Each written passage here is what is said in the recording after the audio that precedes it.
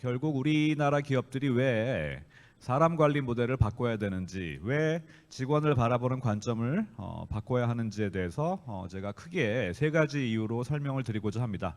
자, 첫 번째 이유는 이해관계자 자본주의의 대두입니다. 여러분들 스테이크홀더 캐피탈리즘이란 말씀 들어보셨죠? 자, 요즘 우리나라 대기업의 오너 경영인이나 혹은 전문 경영인이나 어떤 분한테 제가 마이크를 들이대고 회장님 혹은 사장님, 대표님, 기업의 주인은 누구입니까? 기업은 누구의 것입니까? 라고 질문을 했을 때, 자, 옛날 같으면은 제가 학교에서 배운 지식을 활용하면은 기업의 주인은 누구죠? 주주죠, 주주. 당연히 주주고, 지금도 상당수의 경영학 교과서에 그 기업의 주인은 주주고, 기업의 목적은 이윤의 극대화다, 기업 가치의 극대화다라고 나와 있는데, 자, 여기 보시면은 최근에 저희 경영대학의 파이낸스 교수님이 집필하신 책의 제목입니다. 책 제목을 보시면 금방 감이 오실 거예요. 기업은 누구의 것인가? 자, 이제 파이낸스 교수님마저도 기업은 누구의 것인가를 고민하는 그런 시대가 됐습니다. 어떤 경영자도 이제 기업은 주주의 것이다라고 하면은 굉장히 올드한 경영자구나라고 생각하는 그런 시대가 됐고요. 그렇기 때문에 요즘 사실 좀 더 세련된 대답은 뭘까요? 자, 기업의 주인은 주주라기보다는 그죠? 이해관계자다, 다양한 이해관계자다 이렇게 말씀드려야 세련된 답이고요. 기업의 목적은 주주부의 극대화가 아니고 다양한 이해관계자들, 협력업체, 고객, 구성원, 정부, 지역사회 이런 다양한 스테이크홀더들의 지속 가능한 성장을 도와주는 게 기업의 목적이다라고 말씀을 하셔야 세련된 경영자다라는 얘기를 듣겠죠. 자, 여러분들 아마 질문 많이 하실 것 같아요. M과 G를 묶는 것이 온당하냐? 아니면 MZ세대는 도대체 어디서부터 MZ세대냐? 이런 질문을 많이 하실 텐데 일단은 요새는 M과 G의 갈등이 더 크다 이런 얘기도 많이 하죠. 자, 근데 저는 기성세대이기 때문에 일단은 언론에서 많이 사용하는 MZ세대란 말을 사용하기로 하고요. 대략 2030을 가르치는 말이죠. 그래서 언론에 따르면은 80년생부터 2005년생까지 25년을 한꺼번에 묶어서 MZ세대로 소위 퉁치는데, 자, 이거는 마치 핑클과 에스파를 묶는 거와 같다. 이런 비판을 들은 적이 있습니다. 자, 그래서 일단 문제는 좀 있지만 저는 기성세대이기 때문에 일단 MZ세대라고 용어를 사용하기로 하고요. 자, 그럼 언제부터냐? 80년은 좀 너무 일찍인 것 같아요. 그래서 저는 대략 90년대 이후 출생자, 제가 말씀드리는 여러 가지 설명들이 사실은 90년 이후 출생자에게 어울리는 것 같고, 정말 넉넉히 봐도 85년 이후 출생자부터 MZ세대라고 저는 생각을 합니다. 그래서 제가 MZ세대라고 말씀드릴 때는 90년대생이라고 생각하시면 될 것 같고요.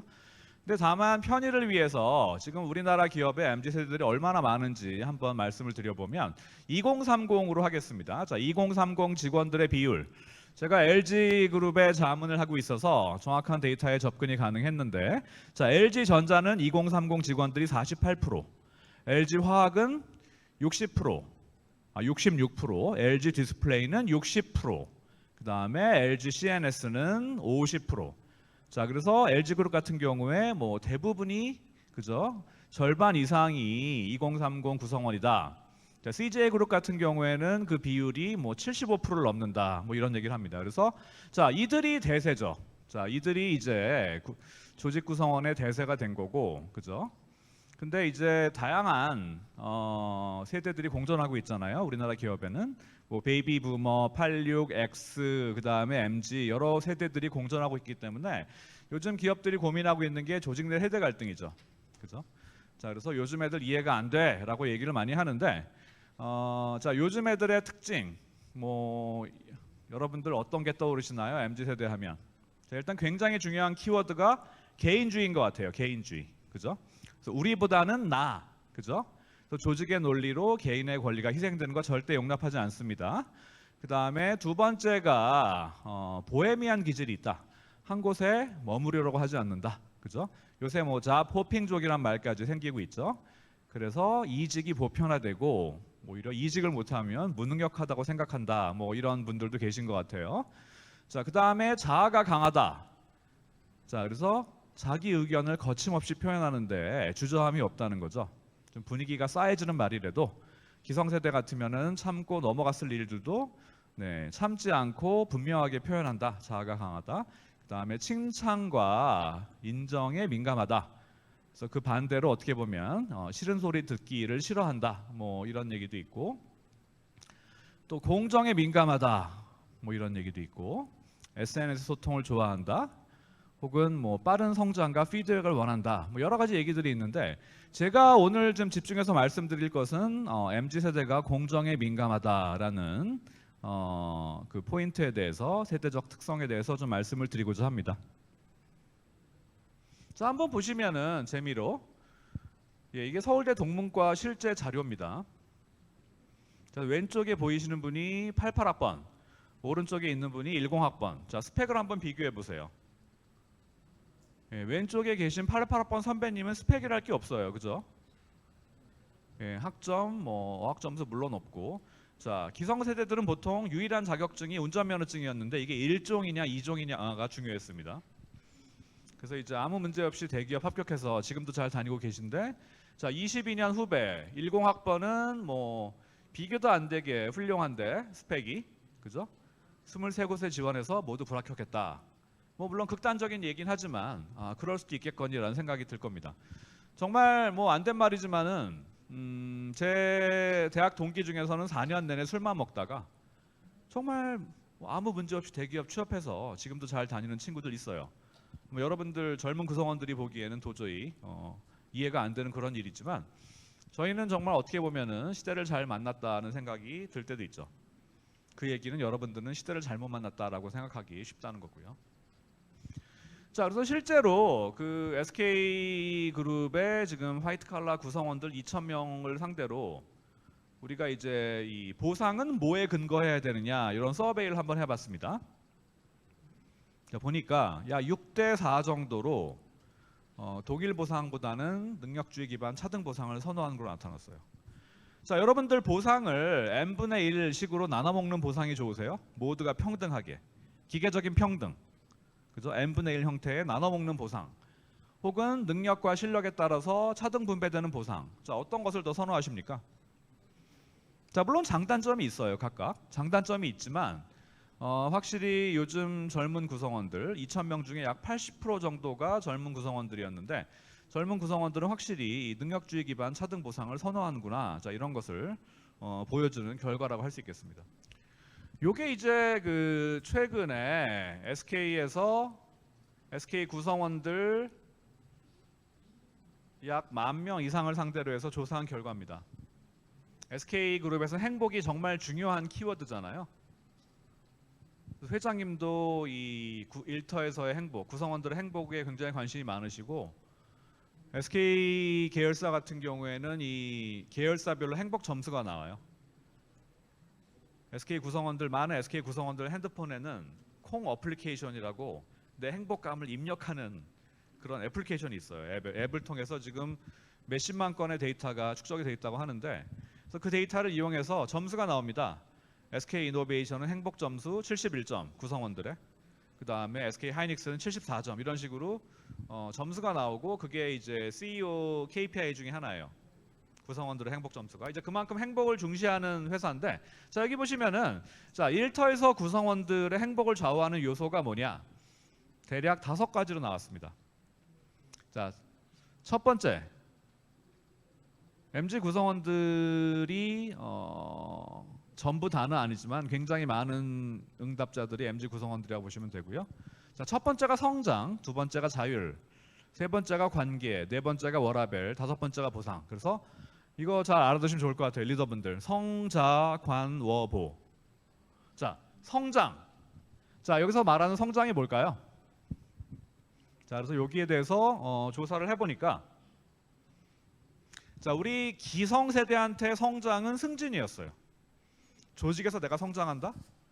바로 승진이었습니다. 승진이었는데, 자, 요즘 젊은 구성원들은 성장이 승진이 아니에요. 그럼 뭐냐? 몸값의 상승입니다. 레이버 마켓에서 내 마켓 밸류의 상승. 자, 나의 마케터빌러티, 인플로어빌러티가 올라가는 것. 자, 내가 이 회사에서 일하면 일할수록 내 몸값이 정말 올라간다고 느끼는 것. 그게 이들이 얘기하는 성장이었어요. 자, 그러면 언제 나는 성장할 수 있느냐? 전문성이 강화되고 역량이 높아질 때 성장할 수 있겠죠. 자, 요게 이제 굉장히 중요한 것 같습니다. 일터에서 구성원들의 행복을 좌우하는 가장 큰 팩터는 구성원들이 내가 성장하고 있다고 느끼는 거예요. 그죠? 단기 보상도 중요하지만 내 몸값이 올라가고 있구나. 자, 1년 뒤, 3년 뒤, 5년 뒤, 7년 뒤 내가 SK에서, LG에서, 삼성에서, 현대에서 내 미래를 그려보면, 자, 미래가 없다고 느낄 때 떠난다는 겁니다. 그 미래라는 것은 무척 올라간 나의 몸값이라는 거죠. 자, 그러면 내가 몸값이 부쩍 올라갔다고 느끼기 위해서는 뭐가 필요할까요?